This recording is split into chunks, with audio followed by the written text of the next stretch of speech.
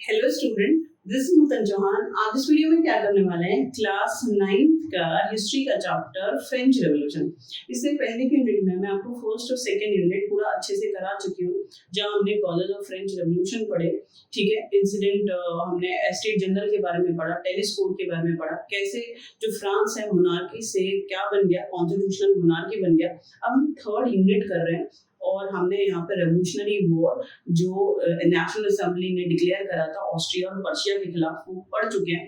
During revolutionary war लोगों को क्या इकोनॉमिकल डिफिकल्टीज आई, वो हम पढ़ चुके हैं। Let's talk about Jacobin club की बहुत सारे पॉलिटिकल क्लब ड्यूरिंग रेवोल्यूशन बने।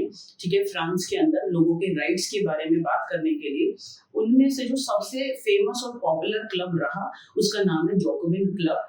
अब इस जैकोबिन क्लब का लीडर कौन है? Maximilian Robespierre. इसके मेंबर कौन है? थर्ड एस्टेट के पर्पसेस वेल्दियर जो लोग हैं वो हैं। देखो, थर्ड जो लेस पर्पसेस लोग हैं वो इसके क्या है, मेंबर हैं।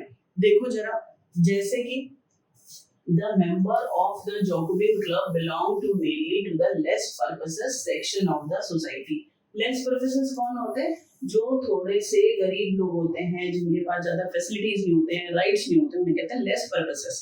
बात समझ में आ गया? तो थर्ड स्टेट के लोग मेनली जैकोबिन क्लब के मेंबर हैं। They included shopkeepers, artisans such as shoemakers, pastry cooks, watchmaker, printers, as well as servant, daily wages worker, peasants, worker, pastry maker, shoemaker, watchmaker। ठीक है, these all are member of Jacobin club। मैंने कहीं ये कहा Nobel, मैंने कहीं ये कहा क्लर्की, तो आपके दिमाग में फिट हो जाना चाहिए कि जो थर्ड एस्टेट के लेस पर्पसेस लोग हैं, जो गरीब लोग हैं, जिनके पास कोई राइट नहीं है, जैसे कि शूमेकर या फिर आर्टिशंस, वर्कर, ये सारे लोग जैकोबिन क्लब के मेंबर थे। Their leader was Maximilian Robespierre। यानी जैकोबिन क्लब के जो लीडर है उनका नाम है मैक्सिमिलियन रॉबिस्पियर। ये एक नंबर में अलग से आ जाता है, हर किसी न किसी पॉलिटिकल पार्टी का कोई नेता होता ही है बड़ा। ठीक है, Jacobin club member started wearing long strip trouser. देखो, आप स्कूल में जाएंगे तो यूनिफॉर्म है, ठीक है, तो अपने आप को थोड़ा सा अलग रिकॉग्नाइज कराने के लिए अगर सारे स्कूल के बच्चों को एक साथ बिना यूनिफॉर्म के नॉर्मल ड्रेसेस में, कैजुअल ड्रेस में डाल दिया जाए तो हाउ यू रिकॉग्नाइज, है ना। तो जो जैकोबिन क्लब के मेंबर हैं, अपने आप को अलग दिखाने के लिए, जो फर्स्ट और सेकंड एस्टेट के लोग हैं उनसे अपने आप को अलग दिखाने के लिए उन्होंने स्ट्रिप ट्राउजर पहनना शुरू कर दिया। कैसे होते हैं स्ट्रिप ट्राउजर? आपको पता है, ट्राउजर पैंट होता है, उसके ऊपर धारी हो, लाइनें हो, उसको कहते हैं स्ट्रिप ट्राउजर। तो जैकोबिन क्लब के मेंबर क्या पहनते थे? Strip trouser. नोबल वॉर नी ब्रीचेस, और जो नोबल्स हैं वो क्या पहनते थे? नी ब्रीचेस। नी ब्रीचेस होता है घुटने तक के कोट, लंबे कोट जो घुटने तक आते हैं उसको कहते हैं नी ब्रीचेस। तो जो नोबल लोग हैं ना, रिच लोग, वो तो घुटने तक के कोट पहनते थे। अब उनसे अपने आप को अलग दिखाने के लिए रईस लोग हैं और हम जैकोबिन क्लब के मेंबर हैं, हम अधिकारों के लिए लड़ रहे हैं, तो उन्होंने क्या पहनना शुरू कर दिया? Strip trousers. सेंट क्लॉड्स मींस दोस विदाउट नी ब्रीचेस। जैकोबिन क्लब के मेंबर्स को सेंट क्लॉड्स कहते थे। क्या कहते थे? सेंट क्लॉड्स कहते थे। क्यों कहते थे? इसका मतलब होता है विदाउट नी ब्रीचेस, ऐसे लोग जो लंबे कोट नहीं पहनते। लंबे कोट कौन पहन रहे हैं? ये किस चीज को सिंबल कर रहा है? नोबल जो लोग हैं, जो सेकंड एस्टेट के रिच लोग हैं, वो सारे मिनिस्टर हैं या राजा की फैमिली के लोग हैं, वो सारे लोग क्या पहनते हैं? वो पहनते हैं नी ब्रीचेस। इसीलिए जो जैकोबिन क्लब के मेंबर हैं उनको कहते हैं सेंट क्लॉड्स, क्योंकि सेंट क्लॉड्स का मतलब होता है विदाउट नी ब्रीचेस, यानी जो लोग नी ब्रीचेस नहीं पहनते। ठीक है, they wore red cap as a liberty symbol. जो जैकोबिन क्लब के लोग हैं वो स्ट्रिप ट्राउजर पहनते हैं, उन्हें सेंट क्लॉड्स कहते हैं, क्योंकि वो नी ब्रीचेस बिल्कुल नहीं पहनते जो नोबल क्लास के लोग पहनते हैं। प्लस वो रेड कैप भी पहनते थे। वुमेन को राइट नहीं था कि वो रेड कैप पहने। आदमी जो जैकोबिन क्लब के मेंबर है वो रेड कैप पहनते थे as a symbol of liberty, आजादी के सिंबल के रूप में वो क्या पहनते थे? Red cap. तो आपको थोड़ा सा वायरा आपके दिमाग में चला गया होगा कि जो जॉकोबिन क्लब है बहुत फेमस है। इसमें लेस पर्पसेस जो गरीब लोग हैं थर्ड स्टेट के वो आते हैं, जैसे शू maker, artisan, peasants, worker, pastry maker, watch maker, ये सब आते हैं। इनके लीडर का नाम मैक्सिमिलियन रोबेस्पियर है। ठीक है, ये क्या पहनते हैं? स्ट्रिप ट्राउजर क्या नहीं पहनते हैं। नी ब्रिजेस कौन पहनता है? नी ब्रिजेस नोबल क्लास के लोग पहनते हैं। अच्छा, जो जॉकोबिन क्लब के लोग हैं वो रेड कैप भी पहनते हैं। क्यों पहनते हैं? फैशन में पहनते हैं? नहीं, as a symbol of liberty. ये छोटी सी इंफॉर्मेशन है अबाउट जॉकोबिन क्लब मेंबर्स, और ये एक ही नंबर में अलग भी पूछ लेंगे। इकट्ठा राइट है शॉर्ट नोट ऑन जॉकोबिन क्लब आपसे पूछ लेंगे, तो मुझे नहीं लगता आपको कोई दिक्कत होनी चाहिए। फिर मैं आपके दिमाग में भर रही हूँ आफ्टर रेवोल्यूशन, कि जो फ्रांस है वो कॉन्स्टिट्यूशनल मोनार्की बन चुका है, रेवोल्यूशन हो चुका है, उसके बाद बहुत सारे क्लब बने लोगों के, पॉलिटिकल क्लब, ताकि वो राइट्स और भी ज्यादा ले पाए। उनमें जो सबसे फेमस क्लब है उसका नाम है जॉकोबिन क्लब। आगे चलते हैं। जॉकोबिन क्लब जब बन गया, फेमस हो गया, इसमें बहुत सारे मेंबर जुड़ गए, तो भैया क्या करेंगे? थाली बजाएंगे हैं? क्या करेंगे? डांस करेंगे? नहीं, उनका कोई ऑब्जेक्टिव तो होगा, क्यों इतना बड़ा क्लब बनाया है। तो व्हाट जॉकोबिन क्लब प्लान, क्या कोशिश कर रहे हैं? उन्हें फ्रांस को रिपब्लिक बनाना है, लोगों को राइट्स दिलवाने हैं, और ये जो मोनार्की या कॉन्स्टिट्यूशनल मोनार्की सिस्टम है इससे छुड़ाकर फ्रांस को रिपब्लिक बनवाना है। तो इसके लिए वो कुछ ना कुछ तो प्लान करेंगे। अब जरा देखो क्या उन्होंने प्लान किया। On the morning of August 10th 1792, यहाँ बीच में कॉमा ले लेना, 10th 1792 अगस्त में उन्होंने ऐसा करा। दे स्ट्रॉन्ग द पैलेस ऑफ टर्लिस। अच्छा एक बात बताओ, जॉकोबिन क्लब के लोगों को कोई बैठे बैठे सपना आ गया था कि कल हमें 10 अगस्त को 1792 को टर्लिस पैलेस के ऊपर अटैक करना है? जी नहीं। एक्चुअली फ्रांस में कोई हालात सुधरे नहीं, फूड का प्राइस लगातार बढ़ रहा है, कोई सुधार नहीं हो रहा, तो लोग गुस्से, बहुत गुस्से में थे। तो जो थर्ड स्टेट के लोग हैं, इन सबको जॉकोबिन क्लब के लोगों ने क्या करा? इकट्ठा करा जॉकोबिन क्लब ने, और इन सब ने मिलकर प्लान करा कि हम टर्लिस पैलेस पर क्या करेंगे? अटैक करेंगे। And held the king himself as hostage for several hours, यानी राजा को कई घंटों के लिए बंदी बना लिया गया। देखो, people upset with their condition, high price of bread, the situation was miserable, that is why जो लोग हैं वो बहुत भड़के हुए हैं, provoked हैं, और they want to agitate against राजा। तो जो जॉकोबिन क्लब के लोग हैं उन्होंने प्लान बनाया, और सबने मिलकर किसके ऊपर अटैक करा? टर्लिस पैलेस पे, और राजा को सेवरल आवर के लिए हॉस्टेज बना लिया, उनको बंदी बना लिया। ठीक है। Later the assembly voted to imprison the royal family, ठीक है, and election were held। जब राजा को बंदी बना लिया तो ये वो तो झुक गया, और उसके बाद जो नेशनल असेंबली है उसने ये डिसाइड करा, वोटेड फॉर, क्या डिसाइड करा? कि जो रॉयल फैमिली है राजा की उसको इम्प्रिजन कर दिया जाए, जेल में डाल दिया गया। ठीक है, तो राजा उसकी फैमिली को जेल में डाल दिया गया। एंड नेशनल असेंबली डिसाइडेड कि now election held to elect the representatives of France। It's very very simple। France के लोगों की बहुत बुरी कंडीशन थी, प्राइस जो है ब्रेड का वो बहुत बड़ा हुआ था, फूड का। तो जॉकोबिन क्लब ने गुस्से में क्या प्लान करा कि हम टर्लिस पैलेस के ऊपर अटैक करते हैं 10 अगस्त 1792। ठीक है, और सारे जो लोग हैं उन्होंने अटैक करा, जो जॉकोबिन क्लब के हैं। टर्लिस पैलेस में राजा को हॉस्टेज बनाया, और फिर नेशनल असेंबली ने डिसाइड करा, डिक्लेयर करा कि जितने भी इसके फैमिली के मेंबर हैं राजा के, रॉयल फैमिली के, उन सबको जेल में डाल दो, और उसके बाद हम इलेक्शन करेंगे और इलेक्टेड रिप्रेजेंटेटिव्स हम चुनेंगे। ठीक है।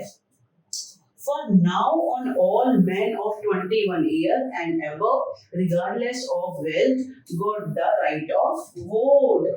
क्या आपको पता है जब 1791 में, ध्यान से सुनो, 1791 में जब कॉन्स्टिट्यूशन बना, ठीक है, फ्रांस का, तो सिर्फ 25 साल से ऊपर जो लोग हैं, मेन, ठीक है, जिनके पास प्रॉपर्टी है, अपने 3 डेज की वेजेस को एज अ वो टैक्स दे सकते हैं।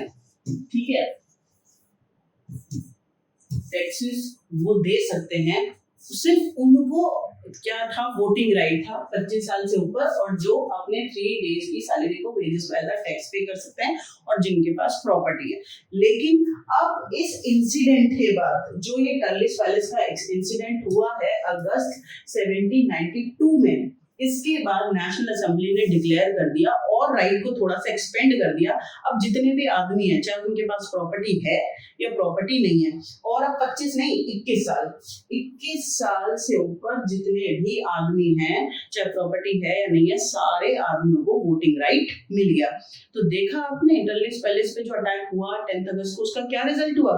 नेशनल असेंबली डिक्लेयर रिगार्डलेस, ठीक है, एनी मैन, उनके पास प्रॉपर्टी है या नहीं है, वेल्थ है या नहीं है, सबको वोटिंग राइट मिलेगा अबव 21 साल से ऊपर सारे लड़कों को, आदमियों को। ठीक है, आगे चलते हैं। फ्रांस बिकेम रिपब्लिक, भैया क्रांति हो गई, टलिस पैलेस पे अटैक करा, राजा उसकी फैमिली को जेल में डाल दिया। अब इलेक्शन होंगे और जो नेता है रिप्रेजेंटेटिव वो चुने जाएंगे, वही फ्रांस को चलाएंगे। तो आपको नहीं लग रहा कि फ्रांस स्लोली रिपब्लिक बनता जा रहा है? हाँ, बिल्कुल बनता जा रहा है। जब चुने हुए नेता होंगे, वो सरकार चलाएंगे, वो लोगों के वेलफेयर के लिए डिसीजन लेंगे, तो वो कंट्री तो रिपब्लिक हो जाएगी ना। रिपब्लिक का मतलब आज अपने दिमाग में डाल लो, भारत भी एक रिपब्लिक कंट्री है। The particular country where rulers elected by people of that country, that ruler not hereditary, मतलब राजा का बेटा, हेरिडिटरी क्या होता है? वंशवाद, राजा का बेटा राजा। जिस कंट्री में राजा का बेटा राजा नहीं बनता, इलेक्टेड रूलर्स होते हैं राजा ही है। आपके देश में प्रधानमंत्री राजा है, लेकिन वो चुना हुआ राजा है, ये नहीं है कि राजा का बेटा राजा। जो जनता चाहती है वो होता है। ठीक है, ठीक है, जो जनता चाहती है वैसे सरकार चले, जनता अपने राजाओं को चुने, उसी को हम क्या कहते हैं? Republic country. और जिस देश में राजा का बेटा राजा बनता है उसे कहते हैं हेरिडिटरी रूलर। तो फ्रांस में हेरिडिटरी रूलर कहाँ से होंगे? टर्लिस पैलेस पे जो अटैक हुआ उसके बाद तो राजा को उसकी फैमिली को जेल में डाल दिया। अब नेशनल असेंबली इलेक्शन करा रही है ना? तो जरा आप देखो, इस बात को ध्यान से समझो, बहुत ज्यादा इम्पोर्टेंट है। अगर हमें ये छोटी छोटी इंफॉर्मेशन समझ में आ जाएंगी तो कोई दिक्कत नहीं होगी। देखो, on 21st September 1792, it abolished the monarchy and declared France Republic, historical day। ये आपके दिमाग में चला जाना चाहिए। आखिरकार बहुत लंबे संघर्ष के बाद 14 जुलाई 1789 जनता राजा से परेशान है, फिर नेशनल असेंबली बनी, कॉन्स्टिट्यूशन बना। ठीक है, उसके बाद जैकोबिन क्लब उसने क्रांति कराई, टर्लिस पैलेस पे अटैक कराया, राजा और उसकी जो फैमिली मेंबर उनको जेल में डलवाया, फिर नेशनल असेंबली ने इलेक्शन कराए, और जितने आदमी हैं, चाहे प्रॉपर्टी है या नहीं है, सबको वोटिंग राइट मिला 21 से अबव, जो इस उम्र से आगे लोग हैं। ठीक है, 21 साल से जितने भी ऊपर लोग हैं, लड़के हैं, उनको वोटिंग राइट मिल गया। अब फ्रांस एक मोनार्की कंट्री नहीं रहा। कब? 21 सितंबर 1792। कितना लंबा संघर्ष देखो आप। 21 सितंबर, क्रांति कहां से शुरू हुई थी? 89 से। एक दिन में सारी चीजें सॉर्ट थोड़ी हो जाती हैं। 14 जुलाई से शुरू हुआ था। ठीक है, अब क्या हुआ बेटा? 1792 को 21 सितंबर को ये क्या चीज क्लियर हो गई कि अब मोनार्की सिस्टम बिल्कुल खत्म हो गया। अब देश में रिप्रेजेंटेटिव इलेक्टेड होंगे। Now France become Republic. ये डेट अपने दिमाग में भर लो कि फ्रांस रिपब्लिक कंट्री कब बना? 21 सितंबर 1792। Louis XVI was sentenced to death by the court on the charge of treason। क्या होता है ट्रीजन? ट्रीजन का मतलब होता है राजद्रोह, देशद्रोह। जो लोग देश के खिलाफ कोई एक्शन लेते हैं, ठीक है, उनके ऊपर ये केस चलता है। तो जो कोर्ट है फ्रांस का, उसने लुई 16 के खिलाफ, ठीक है, चलाया केस, और ये साबित हुआ कि जो लुई 16 ने जितने भी फैसले लिए वो देश के खिलाफ लिए। ठीक है, ट्रीजन, उसके ऊपर किस चीज का चार्ज लगाया गया? देशद्रोह का। और उसको सजा क्या सुनाई गई? इस मरने की। ठीक है, on 21 जनवरी 1793, ये डेट याद रखेंगे, he was executed publicly at the place de la Concorde, यानी डी ला कॉनकोर्ड में पब्लिकली 21 जनवरी 1793 को जो राजा है उसको फांसी लगाई गई। ठीक है, the queen Marie Antoinette met with the same fate shortly after. देख बच्चे, अब तो राजा को पहले क्या कहते हैं, बिल्कुल राजा का अस्तित्व खत्म कर दिया। उसके ऊपर केस चला, उसको बोला गया कि भाई इसने देश के खिलाफ काम करा है। तो ला डी कॉनकोर्ड जगह का नाम है, यहाँ पर पब्लिकली लोगों के सामने उसको फांसी लगाई गई। और थोड़े दिन बाद सेम एज इट इज इसकी वाइफ के साथ भी ऐसे ही किया गया। राजा की वाइफ का नाम याद है ना, मैरी एंटोनेट, जो ऑस्ट्रिया की प्रिंसेस थी, उनके साथ भी सेम ऐसा ही किया गया। तो अपने माइंड में ये बात को भर लो कि ये एक ऐतिहासिक दिन था फ्रांस के लिए, कि फ्रांस अब मोनार्की सिस्टम से, कॉन्स्टिट्यूशनल मोनार्की सिस्टम से, इन जंजीरों को तोड़कर फ्रांस एक रिपब्लिक कंट्री बन गया। कब बन गया? 21 सितंबर 1792।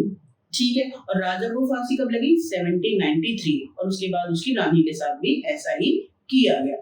ठीक है, ये बात आपको समझ में आ गई होगी, कोई दिक्कत वाली बात है नहीं। अब नेक्स्ट वीडियो में मैं आपको कराऊंगी रेन ऑफ टेरर। जब जैकोबिन क्लब का लोग हैं वो सत्ता में आए, रिपब्लिक चुने हुए राजा बने, उसके बाद भी फ्रांस नहीं संभला। ठीक है, तो रिपब्लिक बनने के बाद क्या इंसिडेंट हुए वो अभी हम स्टोरी को आगे कंटिन्यू करेंगे। तब तक के लिए आप बहुत ज्यादा खुश रहो और पढ़ते रहो।